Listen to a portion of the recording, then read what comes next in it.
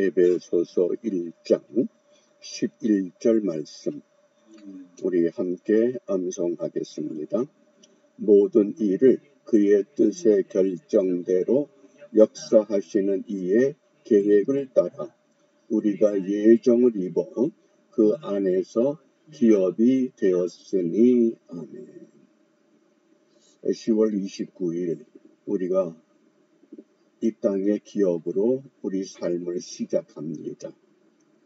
내가 내 삶을 시작하는 것이 아니라 이 말씀을 보면 뜻의 결정대로 역사하시는 이의 계획을 따라 예정을 입어 내 계획이 내 생각이 하나님의 결정과 하나님의 계획과 일치할 때 올바른 예정의 길을 갈 수 있습니다. 그러한 길을 바르게 걷기 위해서 우리가 오늘 읽어야 할 말씀이 마태복음 25장 26장입니다. 25장에서는 열 처녀의 비유를 말씀하시면서 지혜로운 신앙생활과 어리석은 신앙생활을 비유로 말씀하셨습니다. 그리고 26장에서는 이제 십자가의 고난 받으실 그 고난에 대한 예고를 말씀하시며 제자들과 더불어 최후의 만찬을 갖게 됩니다. 이런 말씀의 줄거리 가운데 오늘 함께 묵상할 주제가 복받을 자들이여. 복받을 자. 사람은 누구나 다 복을 받기를 원합니다. 그런데 우리 주님께서 복받을 사람들은 어떤 사람들이냐? 분명히 오늘 우리에게 한 가지 깨우침을 주십니다.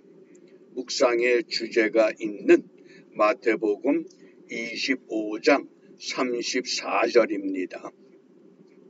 그때의 임금이 그 오른편에 있는 자들에게 이르시되 내 아버지께 복받을 자들이여 나아와 창세로부터 너희를 위하여 예비된 나라를 상속하라. 복받을 자들은 어떤 사람들이냐? 오른편에 있는 사람들 그랬습니다. 이 오른편에 있는 사람들을 성경은 의로운 사람들 이렇게도 정의합니다.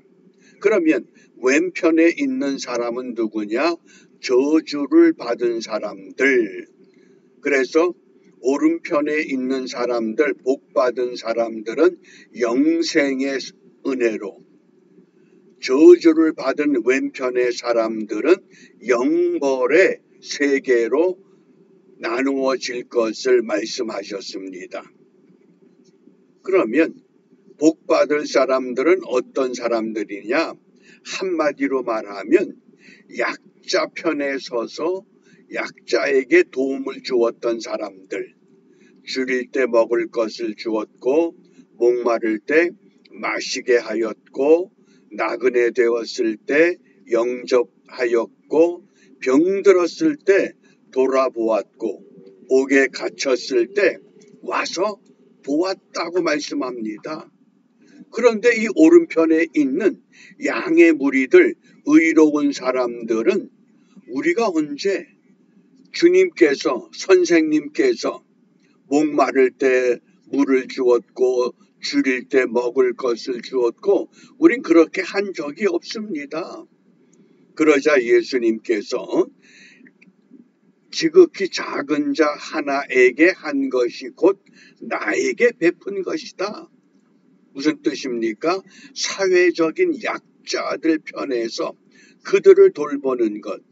그런데 저주를 받은 왼편에 있던 사람들은 주님이 언제 나에게 먹을 걸 달라고 그랬습니까? 마실 것을 달라고 그랬습니까? 주님이 그랬으면 당연히 우리가 제공했죠. 그렇게 반문하는 겁니다. 그래서 복받을 자의 결론은 뭡니까? 영생이라고 하는 것. 그래서 성경의 결론은 복이 영생이라고 하는 것을 분명히 우리에게 말씀합니다. 우리 시편 133편 3절입니다. 헐몬의 이슬이 시온의 산들에 내림 같도다. 거기서 여호와께서 복을 명하셨나니 곧 영생이로다. 영생이 최고의 복이라고 하는 오른편에 있는 무리들에게 영생에 이르는 약속을 말씀하신 겁니다. 그러면 영생은 누가 누리느냐? 요한복음 17장 3절입니다. 영생은 곧 유일하신 참 하나님과 그의 보내신 자 예수 그리스도를 아는 것이니이다.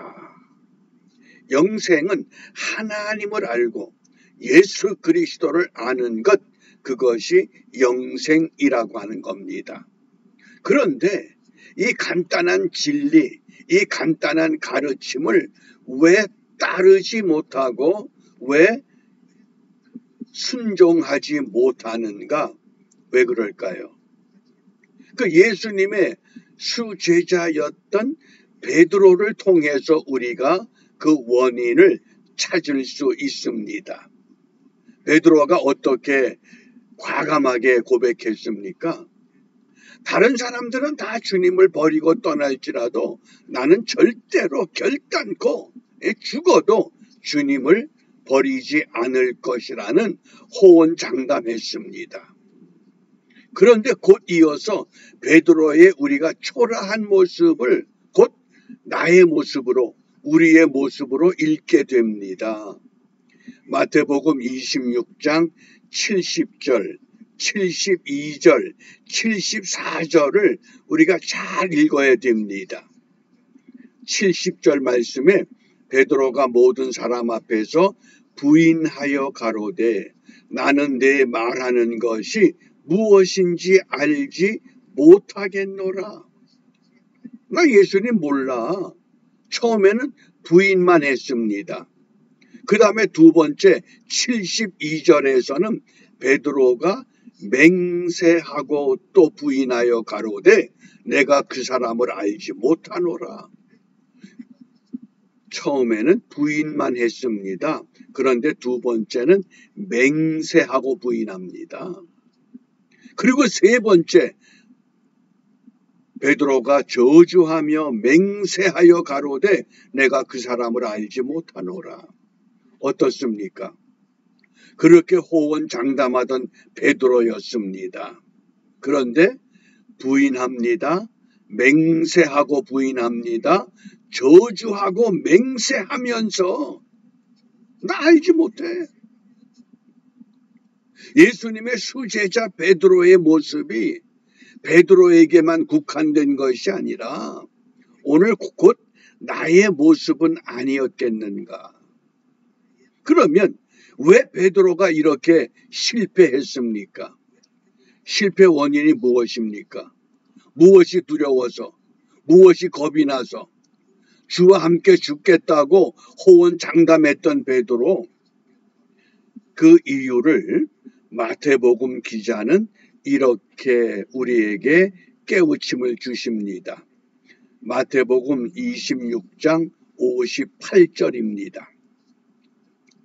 함께 읽습니다. 베드로가 멀찍이 예수를 쫓아 대제사장의 집들에까지 가서 그 결국을 보려고 안에 들어가 하속들과 함께 앉았더라. 예수님을 따르긴 따르는데 베드로의 위치가 지금 어디입니까? 멀찍이. NIV 영어 성경에서는 어파 그래서 이 거리가 멀다 그 뜻입니다. 헬라어 성경에서 이 멀찍이를 마크로덴 그러는데 이 마크로덴의 뜻이 거리가 너무 먼 그런 뜻입니다. 예수님을 쫓는데 너무 거리가 멀면 무슨 의미입니까? 신앙의 초점이 흐려진 겁니다. 은혜 받을 때는 내 생명, 내 모든 재산, 내 모든 것 아낌없이 바치겠다고 열광했는데 시간이 지나면서 그 모든 감격, 기쁨, 그 열정 다 식어버린 겁니다. 뭐 때문에? 초점이 맞지 않기 때문에. 그렇기 때문에 오늘 우리가 무엇을 기도해야 되겠습니까? 베드로의 이 초라한 모습이, 베드로의 이 부인하고 맹세하고 또 부인하고 저주하고 맹세하면서 모른다고 대답했던 그 베드로, 왜 그랬느냐? 예수님을 가까이 따라야 되는데, 예수님과 가까워야 할 시간, 예수님과 가까워야 할 장소, 예수님과 가까워야 할 물질, 이것들이 나도 모르는 사이에 내 생활의 울타리 속에서 점점 멀어졌다고 하는, 멀찍이 예수를 쫓았다. 그러므로 이 아침에 우리가 무엇을 기도합니까? 마태복음 25장 46절에 저희는 영벌에 의인들은 영생에 들어가리라. 영벌은 이터널 푸니시먼트, 영생은 이터널 라이프. 결말이 다릅니다. 영원한 벌이냐, 영원한 생이냐. 그러므로 오늘 우리 기도가 영생을 선택하며 살아가게 하옵소서. 매 순간순간 멀어질 수밖에 없는 요소들이 우리의 신앙을 흐리게 하고 우리의 신앙의 초점을 흩어놓을 때 다시 우리가 가다듬고 영생을 선택하며 살아가는 믿음의 삶, 이것이 매 순간순간 우리가 올바른 결정, 올바른 판단, 그럴 때에 오늘 이 땅에 하나님의 거룩한 기업으로 바르게 세워지는 줄 압니다. 어떻게? 사회적인 약자에 대해서 우리가 관심을 갖고 그들을 돌볼 줄 아는, 줄일 때 먹을 것을, 목마를 때 마실 것을, 나그네 되었을 때 영접을, 벗었을 때 의복을, 병들었을 때 돌아보고 옥에 갇혔을 때 와서 보았느니라. 이런 지극히 작은 자 하나에게 한 것이 곧 주님에게 한 것이라는 이 귀한 가르침을 우리 마음에 두고 오늘도 이러한 삶을 바르게 결단하고 선택하고 유지하는 일에 성공하는 우리 모두가 되시기를 바랍니다. 기도합니다.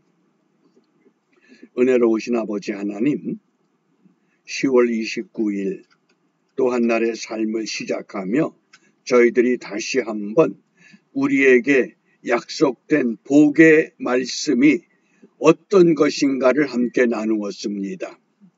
지극히 작은 자 하나에게 한 것이 곧 나에게 한 것이라 깨우쳐 주셨던 주님의 말씀에 따라 이 땅에 크고 화려하고 아름답고 부러운 것을 쫓는 것이 아니라 신앙의 약자들을, 사회적인 약자들을 생각하며 우리가 받은 은혜에 먼저 감사하게 하시고 그 감사가 돌봄을 통해서 주님의 뜻을 이루어내는 은총의 삶을 회복하는 축복의 한날 되게 하여 주시옵소서.